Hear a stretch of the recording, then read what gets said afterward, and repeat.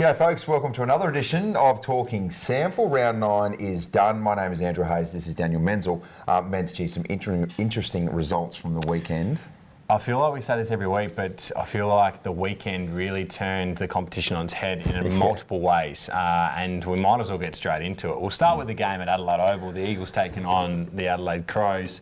Now, there's no harder place to play the Crows than Adelaide Oval, especially with the team they had in. They are so quick, and I found that out on the weekend. Yeah, so they are stacked, and we know that. They've got some really good players playing in the SANFL who, in other seasons, have been playing AFL level. But can you explain that? Why are they so hard to play at Adelaide Oval? Well, I think with the way they play, they're such an offensive attacking team, although their defence has been much better this year. They take the game on, they've got that speed, they've got that youth that have played at AFL level, and so when you get Schoenberg getting the ball on the outside to Haitley, Crouch, Newchurch, all of these guys that they run, they are so hard to stop. So you want to play Adelaide on a boggy deck where they can't get their running game going. We took them on at the Adelaide Oval, and you can see the score, 13-17, 95 to 11-6, 72. They were just far too good. Next game, West Adelaide taking on North. So, I mean, we will mention this in our talking point a little bit later on, but geez, this was one of the big upsets we've seen for a few weeks. Adam Hartlett is starting to string some wins together.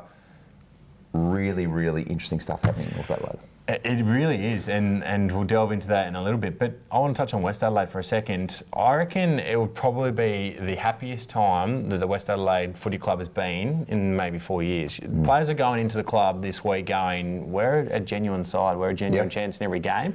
That hasn't been the case for a long time. So what Adam Hartlett has done there and those West Adelaide boys with such a young core list, it's impressive. So we know, and I can tell you first and foremost from what you know as well, so very good at dealing with young blokes and probably getting the best out of them. This was a side at the start of the year who weren't tipped to do anything. And we can say that now because it's completely been transformed and turned on its head. On the other side of things, North were predicted to do everything. So there's a lot to talk about there. Next game was Port Adelaide v Centrals at Alberton. I feel sorry for the Dogs because they got Port Adelaide at their absolute strongest. They were stacked. They had Ryan Burton for a half. They had Aratia Fantasia back in some form. They got Tom Jonas. All these players who could still be playing AFL right now. They've all come together at the wrong time for Centrals. They really have. And if you have a look at the scores there, 13-14, 92 to 10-9, 69. It was very similar to the Adelaide game against the Eagles. They kicked straighter. They would have won the game more comfortably. It was an easy win in the end, despite the margin only being 4 goals. Very similar to the Crows win. But the Adelaide and the Port teams are as strong as I probably can remember the both of them at once being at a time. And it's great for the competition. I know it's not great for a lot of fans out there that despise those teams playing well and being strong, but it makes a really strong, healthy competition. Interesting to see what happens this week with selection on the AFL side. So Fantasia was very good.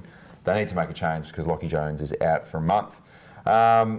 Let's talk about Glenelg and Sturt. This was the big bumper game, of course. Top of the table clash. Huge crowd as well down at Stratorama Oval, which is really, really nice. No one predicted this to be this lopsided. No, a lot of people predicted Glenelg at home. They'd won 7 on the trot. They had been super at home, and so expected them to probably win the game against Sturt with that home ground advantage, but not come out and kick 7 goals in the first quarter, 7 in the second and 7 in the third. 23 goals 12, 150 to 6 goals 9, 45. Marty Matno will be hurting with that because they pride themselves on their defence. Their offence has been much better this year, but to give up 150 points, and realistically 130 of them came in the first 3 quarters. Jeez, it's unbelievable. Another talking point, of course it is, but there's a clear and outright best team in the competition right now. Yeah, there is. And look, I think if Adelaide took them on at Adelaide Oval, it would be a magnificent game at the moment. But you're right, I think Glenelg is the number 1 team in the comp. And if we go to the other end of the table, South Adelaide, 8 goals, 856, losing to Norwood, 12-7, 79. This was a depressing loss for South Adelaide fans in particular, but that footy club, they were never in this game. The result shows they lost by 23 points. Well, how's this? At 3/4 time, they were down 67 to 10. Wow. They scored 10 points at 3/4 time after beating North Adelaide and then just losing to Sturt. It looked like they got their season back on track. There's some alarm bells down at Flinders University Stadium. So they're in an interesting spot because you feel like South on their day can beat everyone, but they're also capable of losing to anyone as well. They really are, and so that's been the story of their season as we put the ladder up on the screen now, and you'll have a look that from 4th place on the ladder there where the Eagles sit at 4 and 5, all the way down to South, who are in ninth position at 3 and 6. There's one game that separates them, and your point there, Hazy, spot on, that South can beat anyone, but then they also can be as bad as anyone, and it keeps them in touch with the top 5. It's clear out in front. There's 2 or 3 teams that have really started to leap away. And Norwood, having won their first game, will now be thinking, we are still in touch with finals because the teams are keeping the door open. And congratulations to Norwood as well, who were on the verge of recreating history. And that was, I think, after 2015-2016 season, the worst start to a postseason, or the next season rather, after winning a flag, was 9 straight losses. Wow. By the Bloods. So they avoided a nasty piece of history. That is incredible, and their season's off and running. We'll see what they can do this weekend against Port Adelaide. But let's move into our next segment, which is the Rejuvenate Massage and Fitness.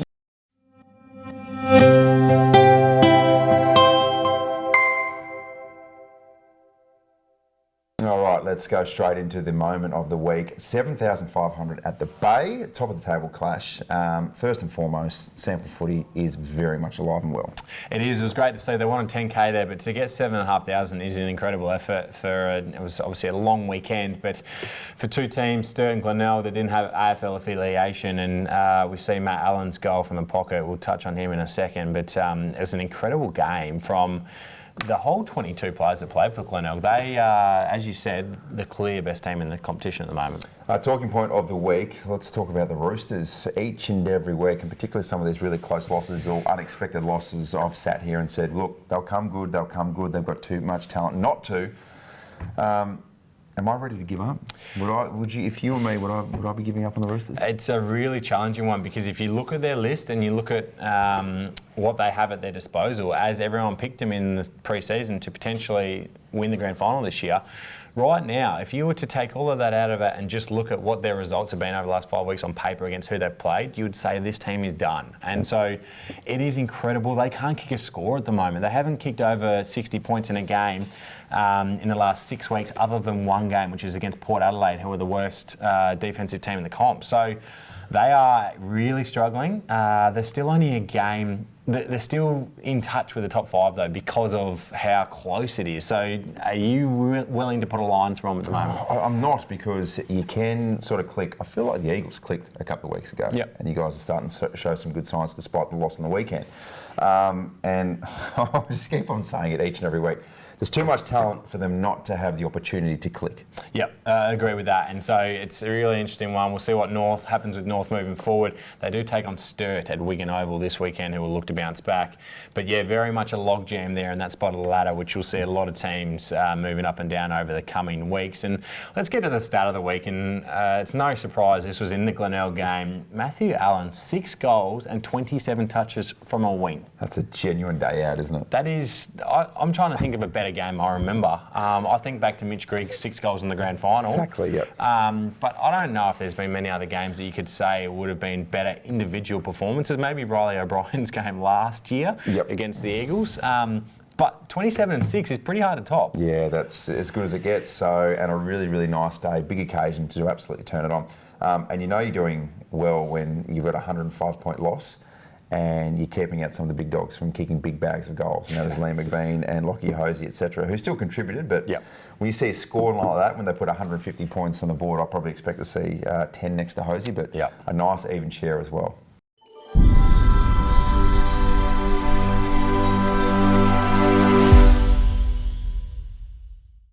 Time now for our top sport tips and predictions. Men's, I've got to say as well, we are locked in this fierce battle, 30 apiece, both with 3 tips last week. And once again, North Adelaide let me down. Yeah, they let me down too. What I like is we had different tips last week and we still managed to get 3 each. And it's an absolute logjam at the top there between us in the tipping competition this year. And it's been a challenging one in saying that, but we're going to have a crack again over the split round 10. So 3 games this weekend and then 2 games next weekend. We're going to see how we go in these 5 matchups. Yep, all right. Let's talk about the split round and let's go with the Centrals taking on the Eagles. Nat is at the Ponderosa, which is going to be the difference for me.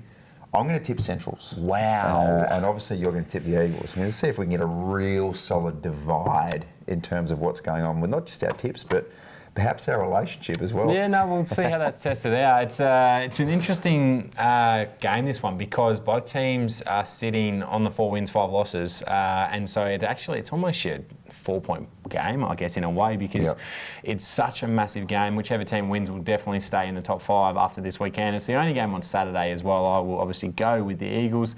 Sunday, we have Cooper Stadium, Norwood taking on Port, the rivalry. Norwood with their first win. The pressure is off. Will the shackles be lifted and they'll play some free-flowing footy against Port Adelaide, who likes to do that?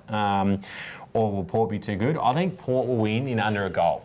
I think Port's going to win because the other thing you need to think about as well is that whoever the sub is on Thursday night, if they don't come on at all, they're going to play on Sunday, and also they're not resting anyone. So they're not holding anyone over, so they're going to be as full strength as possible. There'll be one change with Lachie Jones out, but they're going to be absolutely cherry ripe. Well, and Port has a bye the next week in the AFL, so you would play a strong team. Yep. All right, so let's talk about the other game happening on Sunday as well, and that is Sturt taking on North. You'd expect, obviously, a big turnaround and a response from Sturt, particularly at Unley, but also North. I can't say no to North. I don't know why. They keep on letting me down. I can't say no to the Roosters. So you're going to pick them? No, I'm confusing everyone, including myself right now.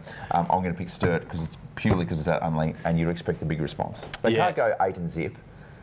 You're allowed to have an off week. I know that. A 100-point loss off week is quite extreme, but you can have an off week. Yeah, it's an interesting point because I feel like this has been coming. Not the 100-point loss, but they just fell over the line against South Adelaide. And although West form has been good, they beat West by 4 points at their home ground a fortnight ago. So I feel like it has been coming, and they will absolutely want to bounce back. I'm going to pick them, but I feel like North Adelaide is going to be so close in this game because both are going into it going, we need a response. The other thing is, as crazy as it sounds, a big, giant, huge loss can sometimes be good for you. Yeah. I remember 2006, we lost to Glenelg at Adelaide Oval, I reckon it was 100 points. I think when you're sitting at the top of the ladder, I think it's spot on. I think when you're maybe 6th or 7th, a big loss isn't the best thing because then you start to go, we are actually no good. But Sturt certainly won't be saying that. They'll be saying they had the worst day they possibly could, and that's why we'd expect a response this week. As we have a look at the following weekend, it's still round 10, it's a split round. West Adelaide takes on Glenelg at home at Hisense Stadium, Saturday 24th of June. I am going to pick Glenelg, but I think West Adelaide will be in front at half-time. They've been super to start games in the past month of footy. Yeah, look, I love West Adelaide. I love what's happening out there, but, geez, you just cannot, under any circumstances, tip against Glenelg at the moment. They look so good and absolutely red hot. So, I think it's going to be reasonably convincing for the Bays, but like you said, I think West are going to show enough to show you once again that they're a side that's absolutely giving this thing a crack this year. The last game of the round is South Adelaide taking on Adelaide at Flinders University Stadium at Saturday the 24th of June. Look, is South going to bring a response, again, being down 67-10 against Norwood at their home deck on the weekend? So disappointing. They'll have the week off and then be able to prepare. It depends on the Adelaide team that is playing, but I think Adelaide will be too strong. On a big deck, I think that will really suit the Crows players. Yep, completely agree with you. What South Adelaide are you going to get this week? Is it going to be the good South? Is it going to be the bad South? No matter what, you're going to get a strong Crows side. So, despite it being down at Flinders Uni Stadium, which is an absolutely different planet, and they play so well down there, still the Crows for me as well. It's time now for Hazy's Multi.